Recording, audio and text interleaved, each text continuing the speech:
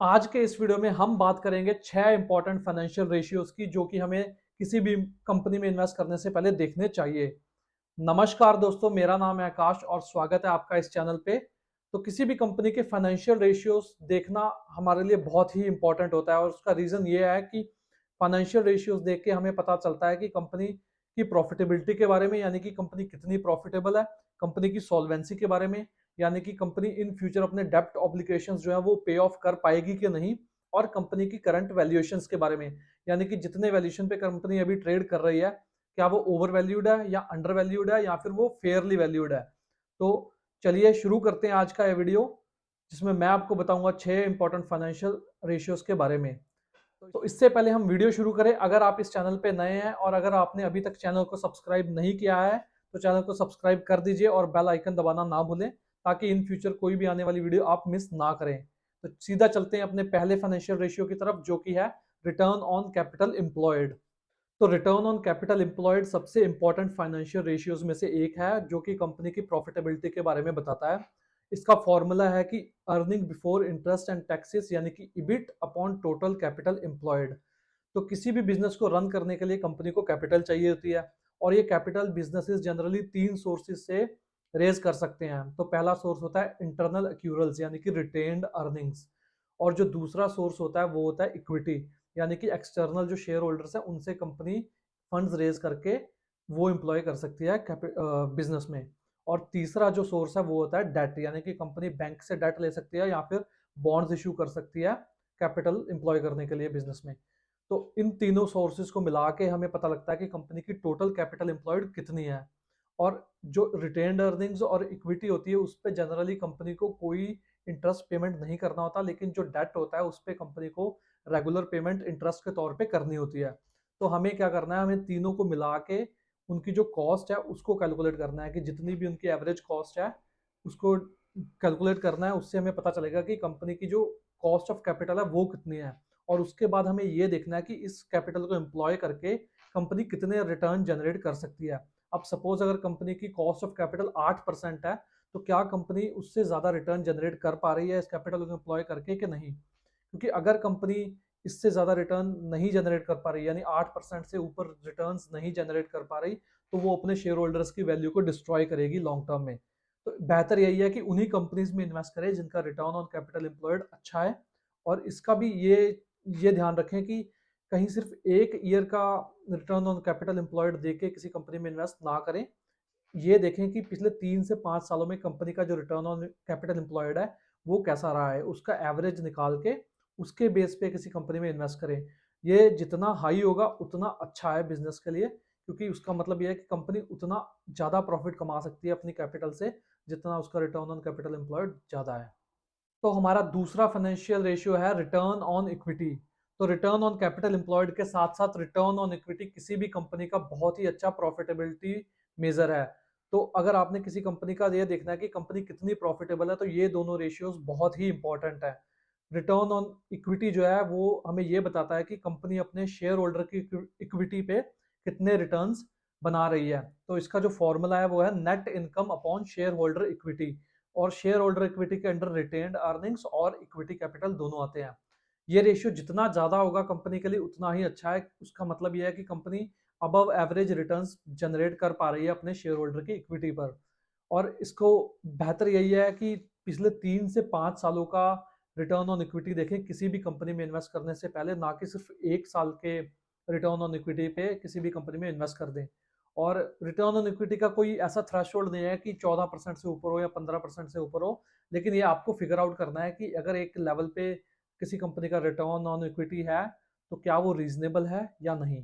तो जो हमारा तीसरा फाइनेंशियल रेशियो है वो है डेट टू इक्विटी रेशियो। तो debt to equity ratio company की सॉल्वेंसी के बारे में बताता है। मतलब कि वो डेट टू इक्विटी रेशियो से हमें ये पता चलता है कि इन फ्यूचर कंपनी के जो डेट ऑब्लिगेशंस हैं क्या उससे कंपनी को मुश्किलें आ सकती हैं या नहीं। क्योंकि अगर ये डेट टू इक्विटी रेशियो बहुत हाई है तो इन फ्यूचर कंपनी को वो डेट ऑब्लिगेशन से दिक्कतें आ सकती हैं, और अगर ये बहुत ही कम है तो इन फ्यूचर कंपनी को कोई भी ऐसी तंगी नहीं आएगी। तो जो इसका फॉर्मूला है वो है total date upon total equity.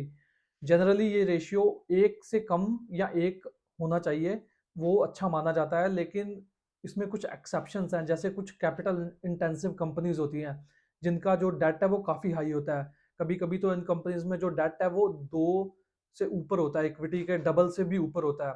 तो हमें डेट टू इक्विटी एनालाइज करते समय ये देखना है कि हम कौन सी कंपनी और कौन सी इंडस्ट्री को एनालाइज कर रहे हैं, क्योंकि इसमें कुछ एक्सेप्शंस भी हमें रखने पड़ेंगे।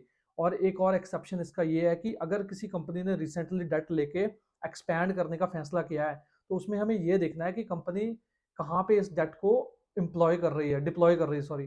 तो उससे हमें पता चलेगा कि इन फ्यूचर ये डेट कंपनी के लिए अच्छा साबित होगा कि नहीं, क्योंकि कई कंपनीज डेट लेके ग्रो करती हैं और इसमें कोई बुराई नहीं है। तो हमें सिर्फ डेट देख के भी कंपनी को रिजेक्ट नहीं करना है, इसको भी हमें एनालाइज करना है कि कंपनी उस डेट को किस तरह इस्तेमाल करने वाली है। तो जो हमारा चौथा फाइनेंशियल रेशियो है वो है ऑपरेटिंग प्रॉफिट मार्जिन्स। तो ऑपरेटिंग प्रॉफिट मार्जिन्स का मतलब ये है कि कंपनी अपने जो कोर बिजनेस है उससे जो रेवेन्यू ला रही है उस पे वो कितने मार्जिन्स जनरेट कर पा रही है। तो देखिए, कंपनी के दो तरीके के कॉस्ट होते हैं, एक होता है फिक्स्ड कॉस्ट, दूसरा होता है वेरिएबल कॉस्ट। तो जो फिक्स्ड कॉस्ट है वो तो फिक्स रहेगा, कंपनी जितनी मर्जी सेल करे। लेकिन जो वेरिएबल कॉस्ट है वो सेल की वॉल्यूम के साथ घटता और बढ़ता है। तो ऑपरेटिंग प्रॉफिट मार्जिन से हमें ये पता चलता है कि कंपनी जब भी कोई एडिशनल सेल करती है तो उसमें कंपनी की जो प्रॉफिटेबिलिटी है वो हाई है कि लो है।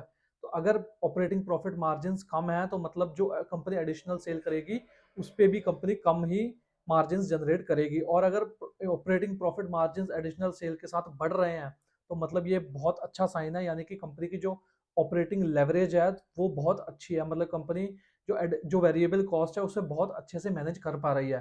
तो ऑपरेटिंग प्रॉफिट मार्जिन का जो फॉर्मूला है वो होता है operating profit upon net sales into 100। तो जो ऑपरेटिंग प्रॉफिट है उसको निकालने के लिए हमें कंपनी का जो ऑपरेटिंग रेवेन्यू है उसमें से कंपनी के रॉ मटेरियल का कॉस्ट, कंपनी का जो ऑपरेटिंग एक्सपेंसेस है यानी एम्प्लॉयज का खर्चा उसको, और कंपनी का डेप्रिसिएशन और अमोर्टाइजेशन को सब्ट्रैक्ट करना है। उससे हमें कंपनी के ऑपरेटिंग प्रॉफिट्स का पता चलेगा। तो ऑपरेटिंग प्रॉफिट मार्जिन जितना हाई है उतना अच्छा है। और अगर ये एडिशनल के सेल के साथ और बढ़ रहा है, इसका मतलब कंपनी जो एडिशनल सेल कर रही है उसके उसका जो कॉस्ट है उसको बहुत अच्छे से मैनेज कर पा रही है। तो ये एक बहुत अच्छा साइन है, ये आपको देखना है। और अगर ये घट रहा है तो उसका मतलब कि कंपनी जो एडिशनल कॉस्ट है उसको मैनेज कर नहीं कर पा रही, या फिर रिसेंट कोई रॉ मटेरियल जो है उसका प्राइस बहुत हाई चला गया है जो कंपनी कस्टमर्स को पास ऑन नहीं कर पा रही। तो ये सब ऑपरेटिंग प्रॉफिट मार्जिन देख के आपको आइडिया लगता है इससे इसका कि कंपनी अपने ऑपरेटिंग जो प्रॉफिट मार्जिन है उसको कैसे मेंटेन कर पा रही है। तो जो हमारा पांचवा फाइनेंशियल रेशियो है वो है पीई रेशियो यानी प्राइस टू अर्निंग रेशियो। तो प्राइस टू अर्निंग रेशियो से हमें कंपनी की वैल्यूएशंस का पता चलता है, यानी कि जो कंपनी करंट वैल्यूएशंस पे ट्रेड कर रही है क्या वो फेयर है या फिर ओवर वैल्यूड है या फिर वो अंडर वैल्यूड है। तो पीई रेशियो का फॉर्मूला होता है प्राइस टू अर्निंग। और पीई रेशियो से हमें ये पता चलता है कि कंपनी की आज 1 रुपए की कमाई के लिए मार्केट उसे कितने गुना पैसा देने को तैयार है। तो अगर कोई कंपनी 20 के पीई पे ट्रेड कर रही है तो यानी कि 1 रुपए की कमाई के लिए उसे मार्केट आज 20 गुना पैसा देने को तैयार है। तो पीई रेशियो को समझना थोड़ा कॉम्प्लिकेटेड होता है क्योंकि ये काफी सारे फैक्टर्स पे डिपेंडेंट होता है। ये सिर्फ अर्निंग्स या उसकी अर्निंग कंपनी की अर्निंग ग्रोथ पे डिपेंडेंट नहीं होता, इसमें काफी सारे फैक्टर्स इंक्लूडेड होते हैं। तो सिर्फ पीई रेशियो को देख के किसी भी कंपनी में हमें इन्वेस्ट नहीं करना चाहिए, लेकिन ये एक बहुत ही इंपॉर्टेंट मैट्रिक है। क्योंकि अगर आप सपोज कीजिए एक कंपनी जो 100 के पीई पे ट्रेड कर रही है, अगर आप उसमें आज इन्वेस्ट करते हैं तो आपके जो रिटर्न्स हैं वो बहुत ही कम होंगे, अगर होंगे तो पीई रेशियो अच्छा मैट्रिक है, लेकिन सिर्फ पीई रेशियो पे डिपेंडेंट रहना एक अच्छा डिसीजन नहीं है स्टॉक इन्वेस्टिंग के लिए। तो इसी के साथ हम आ गए अपने छठवें और आखिरी फाइनेंशियल रेशियो पे, जो कि है प्राइस टू बुक रेशियो यानी कि पीबी रेशियो। तो पीई रेशियो की तरह पीबी रेशियो भी एक वैल्यूएशन मैट्रिक है किसी भी कंपनी का, और इसका जो फॉर्मूला है वो है प्राइस पर share divided by book value पर शेयर। तो ये हमें कंपनी के एसेट्स और लाइबिलिटीज के बारे में बताता है। इससे हमें पता चलता है कि आज कंपनी का जो 1 रुपए का एसेट है उसके लिए मार्केट उसे कितने गुना पैसा देने को तैयार है। लेकिन ये पीबी रेशियो का इस्तेमाल हम हर एक कंपनी में नहीं कर सकते। ये हम उन्हीं कंपनी में इसका इस्तेमाल कर सकते हैं जिनका जो सेल्स और अर्निंग्स है वो उनके एसेट्स पे डिपेंडेंट है। यानी कि बैंक्स जैसे हो गया, उनका जो रेवेन्यू है वो उनके एसेट्स पे डिपेंडेंट है, जो उनके एसेट्स लोन्स होते हैं उस पे डिपेंडेंट है। और बाकी आईटी और फार्मा जैसी कंपनी जिनके पास बहुत ही कम एसेट्स होते हैं उनमें हमें पीबी रेशियो का इस्तेमाल नहीं करना चाहिए। तो पीबी रेशियो एक बहुत अच्छा मैट्रिक है, लेकिन हर एक कंपनी में हम इसका इस्तेमाल नहीं कर सकते। तो इसी के साथ मैं कर देता हूँ आज के इस वीडियो को समराइज। तो जो 6 फाइनेंशियल रेशियोज जिनकी आज हमने बात की वो थे, पहला रिटर्न ऑन कैपिटल एम्प्लॉयड, दूसरा रिटर्न ऑन इक्विटी, तीसरा डेट टू इक्विटी, चौथा ऑपरेटिंग प्रॉफिट मार्जिन, पांचवा प्राइस टू अर्निंग रेशियो, छठवां प्राइस टू बुक रेशियो। तो मैं उम्मीद करता हूँ कि इस वीडियो से आपको फाइनेंशियल रेशियोज के बारे में पता चला होगा और क्यों वो देखने जरूरी है उसके बारे में भी पता चला होगा। तो अगर आपको वीडियो अच्छा लगा और आपने कुछ सीखा इस वीडियो से, तो वीडियो को लाइक करना ना भूलें। और बहुत जल्द मुलाकात होगी एक और वीडियो के साथ, और चैनल को सब्सक्राइब कर लें। धन्यवाद।